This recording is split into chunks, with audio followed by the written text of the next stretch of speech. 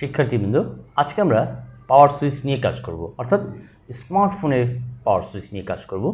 আমরা জানি একটি ফ্যান, একটি লাইট, একটি ফ্রিজ যাই চালাতে চান না কেন আপনার সুইচটি সবচেয়ে জরুরি।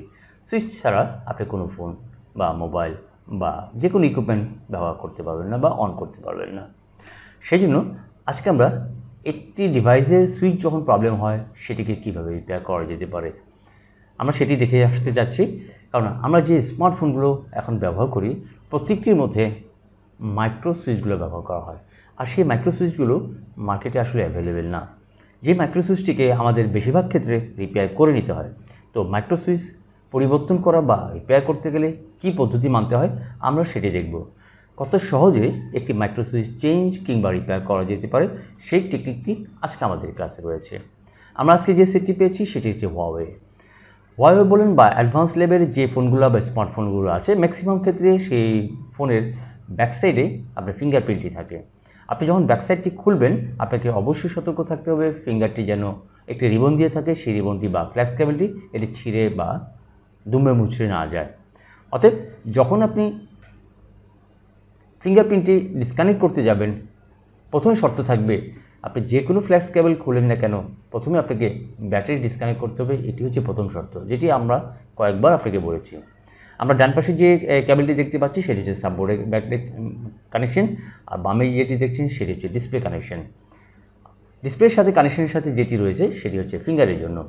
আমরা প্রতিটি ফ্ল্যাক্স কেবলের ডিসকানেক্ট করব, কিন্তু ব্যাটারি খোলার পরে প্রথমে আপনি ব্যাটারি ডিসকানেক্ট করে নিন।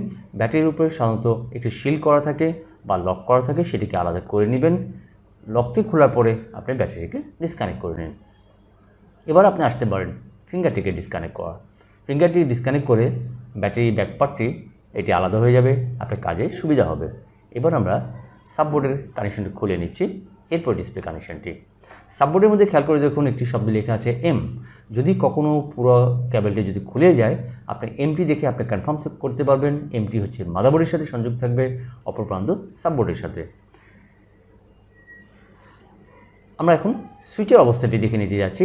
একটি সুইচের সাথে যে বিষয়টি থাকে সেটি হচ্ছে ভলিউম আপ, ভলিউম ডাউন এবং পাওয়ার বাটন।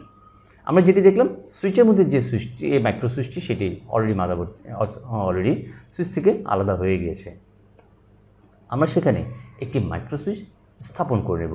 তো মাইক্রো সুইচ যেহেতু খুবই ছোট সেটি স্থাপন করার জন্য কিছু টেকনিক আমাদের জানা দরকার। আমরা আজকে নতুন একটি টেকনিক আপনাদের সাথে শেয়ার করব। চলুন আগে মাদারবোর্ডটিকে মোবাইল থেকে আলাদা করে নিন। এখানে খেয়াল রাখতে হবে আপনি মাদারবোর্ড কখনো প্রেশার দিতে যাবেন না। যদি কোনো স্ক্রু লেফট থাকে অর্থাৎ স্ক্রু যদি আপনি না খুলে থাকেন আপনি একটি মাদারবোর্ডকে কখনোই মোবাইল থেকে আলাদা করতে পারবেন না। আমাদের ক্ষেত্রেও যে বিষয়টি হয়েছে একটি স্ক্রু লেফট থাকার অর্থাৎ বাকি থাকার কারণে আপনি মাদারবোর্ডটি উঠাতে পারছেন না। অতএব ঘাবড়ানোর কিছুই নেই।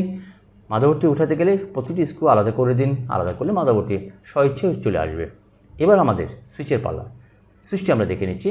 এখানে 4টি টার্মিনাল রয়েছে যা 3টি সুইচ এখানে কন্ট্রোল করছে, অর্থাৎ যে সুইচটি মাইক্রো সুইচটি এখানে 3টি মাইক্রো সুইচ লাগানো আছে, ভলিউম আপ, ভলিউম ডাউন এবং পাওয়ার। পাওয়ারের যে সুইচটি সর্বনিচে সেটি অলরেডি সুইচের রিবন থেকে বা ফ্ল্যাক্স থেকে উঠে গিয়েছে।